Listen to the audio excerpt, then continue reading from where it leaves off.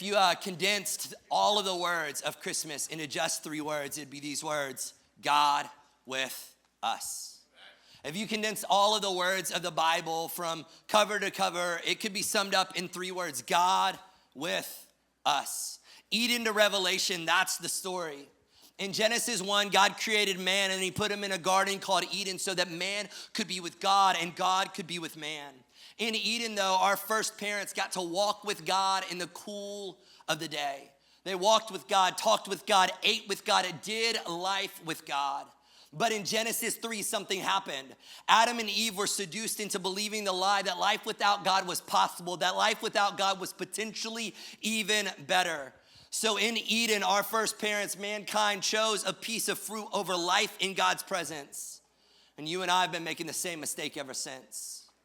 We choose toys and trinkets over life in the presence of the living God. We choose to pursue the stuff that God has made instead of God himself. And yet, the whole of this story, beginning to end, cover to cover, is the story of God's presence running after his people. It's God's presence chasing us down, God's presence inviting us back in, God's presence beckoning us to come home. If you're new to Bible study, Eden is a picture of God's presence. And the promised land is a picture of God's presence. And the temple is a picture of God's presence. And the tabernacle is a picture of God's presence. And the Ark of the Covenant is a picture of God's presence. And what you find in the Ark of the Covenant is a picture of what you find in the presence. And the Psalms are songs sung from the presence, about the presence. And the book of Proverbs are meditations on the presence.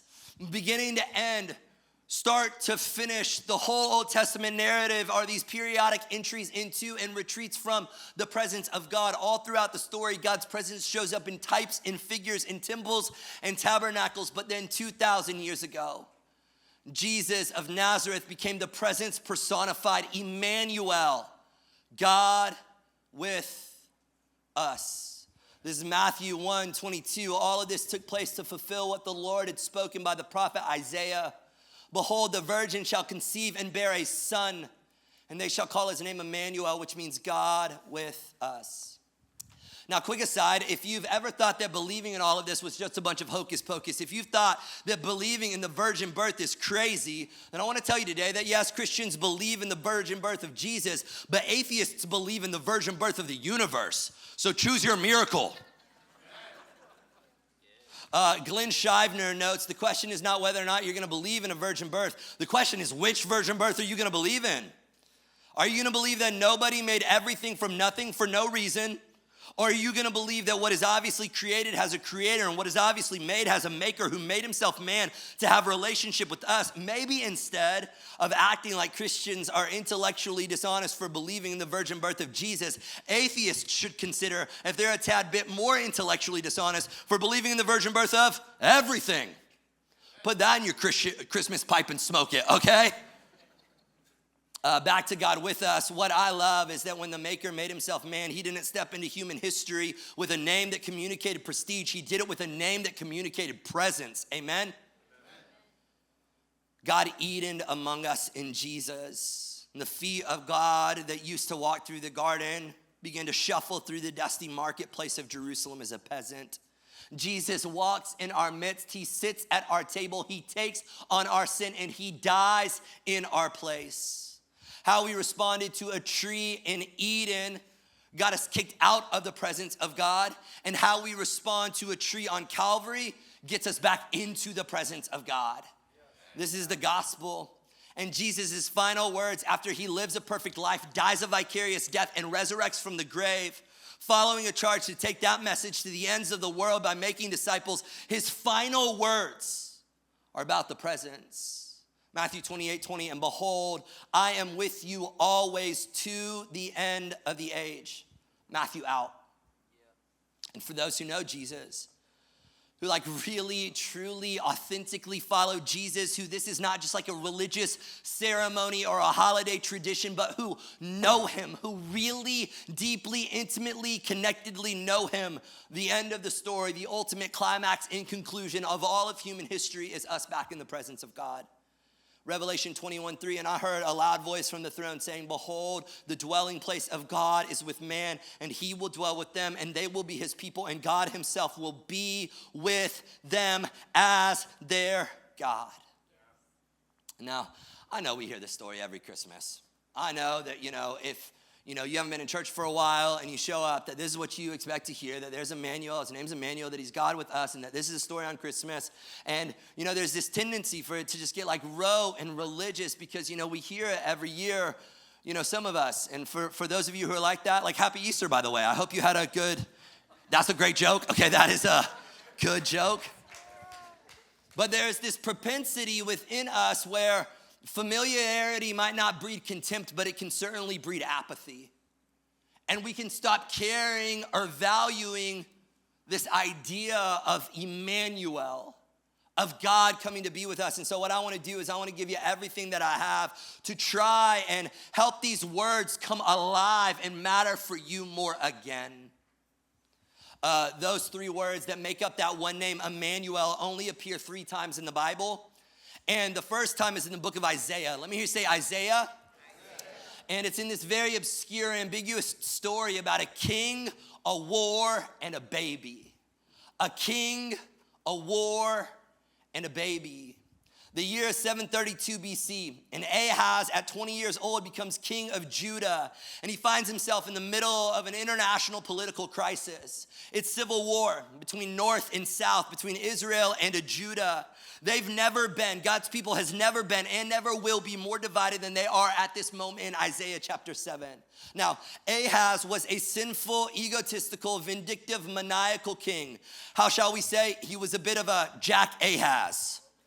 Now that's funny. Okay, that is very funny. And now you know what kind of church you're in at Elevate City. How shall we say? He would have not made the top 10 Sports Center list of kings of Israel. He was, as the famous biblical moniker goes, Ahaz did not do what was right in the sight of the Lord.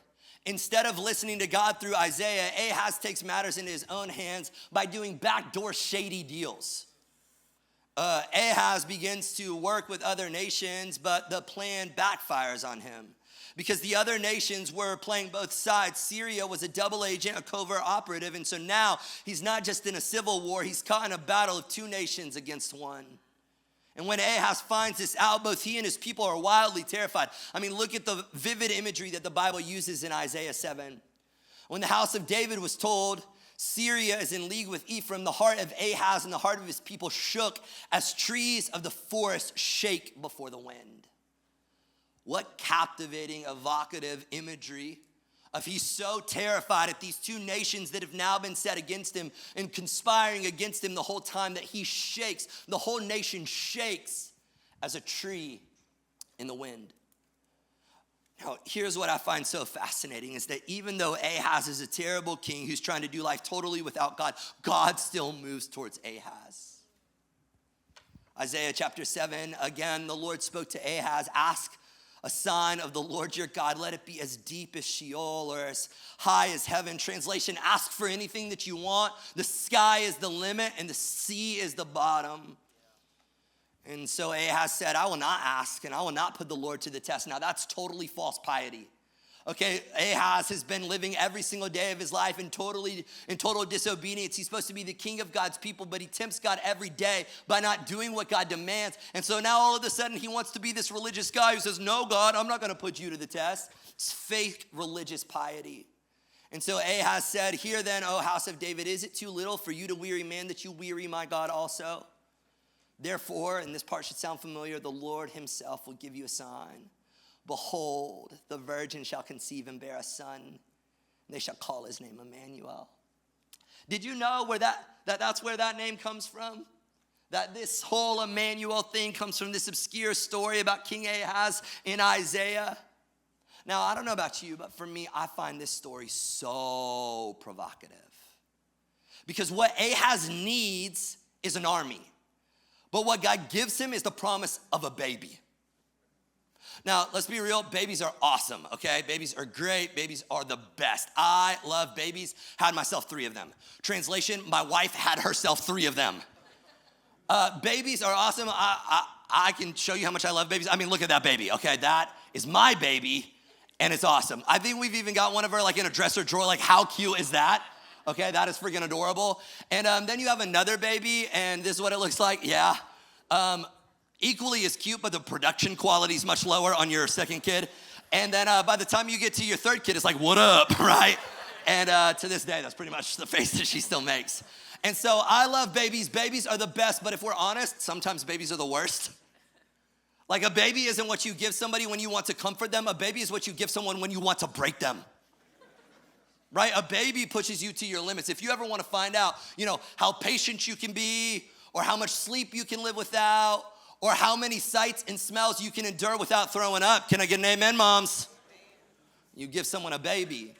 And so it's rather interesting because I'm, in the spirit of Christmas, putting myself in the shoes of Ahaz, and I'm thinking, God, you might not be the best present giver. You might not be a very good gift giver.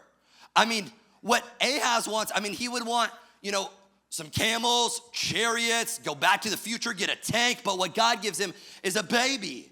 I'm like, God, you might not be the best at gift giving, and all of us have that person in our family who's not very good at gift giving. Can I get an amen? And if you don't know who that person is you. You are the person who is not very good at gift giving, okay? We've all got that person, the person who is in your family and they think that you're 10 years younger than you are, a different gender and from a different country. Like, why would you get me this? I know that my name is Joey and it can be gender neutral, but I am not a 14-year-old girl from Germany. I do not want a Barbie that, makes sauerkraut. Not interested. But we've all got that person who wants to give us some weird gift, and I'm going, God, why would you give Ahaz a baby? Why would God do this? Now we have to be extremely careful to try to speculate why, the omniscient one, the one whose thoughts are higher than our thoughts and ways are higher than our ways, would do anything that he would do. And I could never calculate or make, with certain why God does the things that he does. But if I had to guess, when I'm looking at the details of this story, what I see is that the whole Christmas story and God's interaction with humanity is that he steps into the real nitty-gritty mess of human life. And when he does so, he doesn't promise to take us around the mess or to remove the mess. He promises to be with us in the mess, to go with us through the mess. Christmas, the first advent, the first arrival, is God coming not to fix every problem or deliver you from every mess that, mind you, you likely created. But God is coming to be with you in the midst of that mess. The first advent, the first coming, is that he's come to be with you. And many people's objections, not just to Christmas, but to Christianity as a whole, is if God is good and he came to be with us, then where is he? Where is he? Where is this God? If he's so good and he's come to be with us, where is he? Because right now I'm looking at my situation and it feels like he is a million miles away and he's not helping, fixing, healing, providing, or changing. And so if God is real and he's good and he's come to be with us, then where is he? Where is God? But what the story of Ahaz and the story of Christmas shows us is that God is willing to become subject to all of the same terrors and tragedies and realities of the human experience as we are. When difficulty happens and we ask the question, where is God? What Christmas shows us is that he is willing to stand right in the same hell on earth as we are. He is vulnerably entering into the war of humanity as a baby. Consider for a second Mary. God is with her, and yet she is misunderstood. God is with her, and yet there's no room for her in the inn. God is with her, but she has to flee to Egypt because babies around her are being murdered and the government is hunting her son. God is with her, but her son grows up to be a prophet who is without respect in his own town. God is with her, and yet this God-man, whom she just calls son, is executed violently right in front of her. That is God with her. You see, God with us is God subjecting himself to all of the same terrors and tragedies that happen to us. Jesus subjects himself to a pulled out beard, a spit on face, the betrayal of a friend, the rejection from his siblings who think he's crazy. The crowds trade him for Barabbas. Peter denies him. Thomas doubts him. The Pharisees critique him. Poverty is reality for him. Joseph, interestingly, disappears from the story. He's just gone.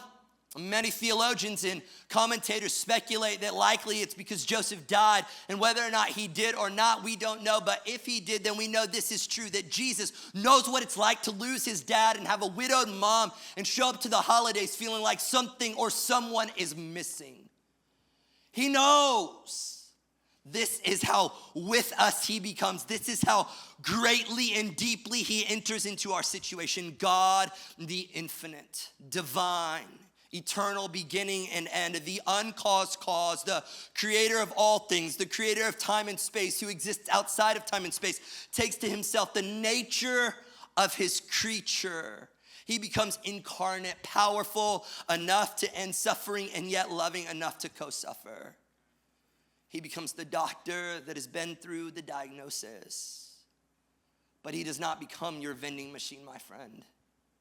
He does not become a Santa Claus or a genie in a bottle or a butler who waves a wand and makes it all go away. No, he becomes much better than that. He becomes with you. You know, one of the things that we have to be very careful to do is to not confuse the first Advent with the second. We celebrate the birth of Christ at Christmas, but we eagerly await the reign of Christ when he comes again. He came first as a sacrifice. He'll come again as a king. And listen, you better be really glad that he came in the order that he did. For if Jesus had come the first time as a conquering and reigning king who was ready to judge the living and the dead and to hold each and every one of us accountable for the sins that we have committed, you wouldn't have wanted him to come. You wouldn't have been ready for that coming, and neither would have I.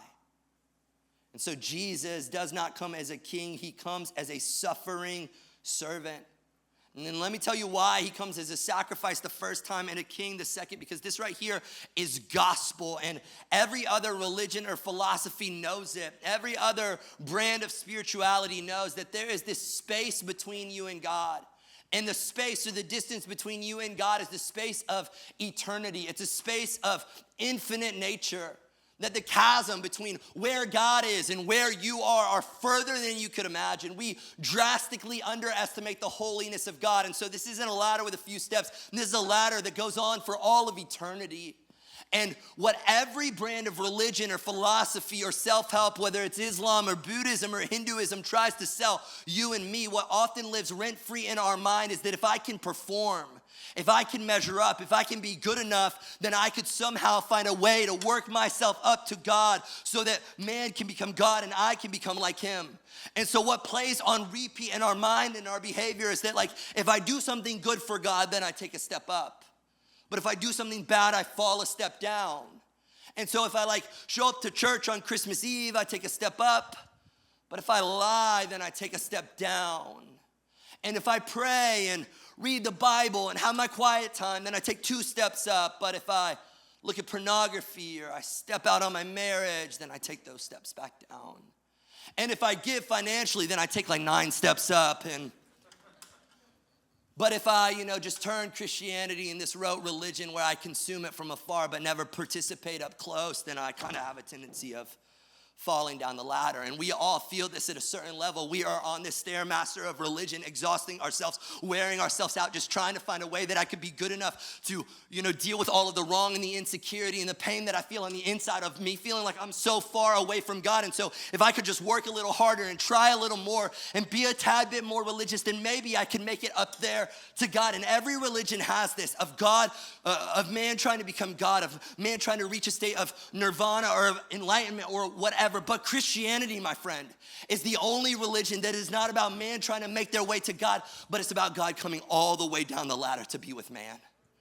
Because what he knew is that no matter how hard you worked or tried or strived, that you could never actually close the gap of the chasm, the space between you and him. And so he had to come and close that space himself. He had to come and to be with us. I love the way that the church father Augustine talks about this. He says, man's maker was made man that he, the ruler of the stars, might nurse at his mother's breast, that the bread might hunger, The fountain thirst, the light sleep, the way be tired on its journey, that the truth might be accused of false witness. The teacher be in with whips, the foundation be suspended on wood, that strength might grow weak, that the healer might be wounded, that life might die.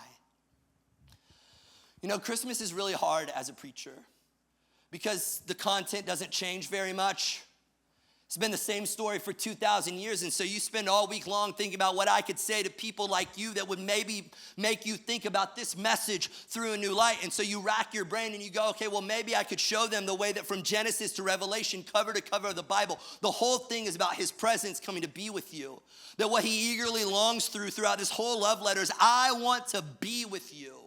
And maybe I could show you that this word Emmanuel was not just given to Jesus, but it came from this obscure biblical prophecy in Isaiah about a king, a war, and a baby, where what Ahaz needs is an army, but what he gets is a baby instead. And maybe I could show you that in all of your life, you're on this never-ending ladder of just trying to work your way up to God, and it will never happen. And that's the glory of Christmas, is that God knew that you couldn't make your way to him, and so he came down that ladder to be with you. But if I could be honest, is I've just tried to think about what I could do to get this concept, this idea of how precious and significant and costly and otherworldly and beautiful and intimate this understanding of Emmanuel is in your DNA. This video just lived rent-free in my mind all week long. And so watch this.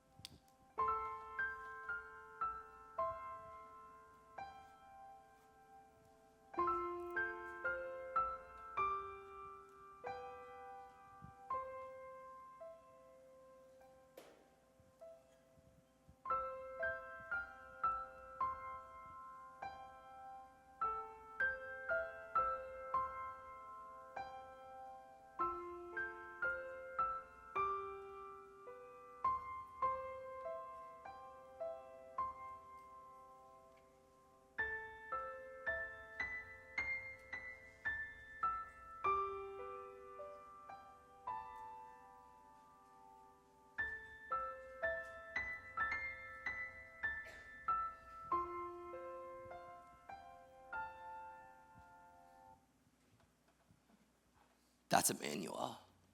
That God did not just come to fix us or change us or clean us up. He came to enter into the pain with us, to take the pain that we felt within us and absorb it within himself. Somebody needs this today. Do you know how much he's with you? In the ER, he is with you. And in the divorce lawyer's office, he is with you. And when you're working the 12 steps, he is with you. And when you're in recovery, he is with you. In therapy, he is with you. On the first date, and when the text gets left unread, at the custody hearing, on the anniversary, he is with you. And at the memorial, he is with you. And at the graveside, he is with you. When you're picking out the casket, and when the memories are vivid and you wish they weren't, and when you're stuck in the messy middle or the unexpected detour, when test results come back clear and when they don't, when the prodigal comes home and when they don't, when the silence is deafening, or when the laughter is loud, or when the house feels full, or when the house is eerily empty. On the long drive home, and the short goodbye, when it's the same day and same shift and same routine on repeat, he is with you. When till death do us part turns into there is someone else. When the pregnancy test is positive, when it's negative, when the cancer is back, when they can't find the heartbeat, and when you can't sing the songs, when you can't scream loud enough, and when tears stain your cheeks, on the mountain and in the valley and in the doubt and in the fear, today and tomorrow and every day after, there's no place you are that God is not. In the blackest, the deepest, the darkest night of the soul, he is with you. So let me ask you the second question of the Bible. Where are you? God has gone to such great lengths to be with you. Why are you spending your entire life running away from him?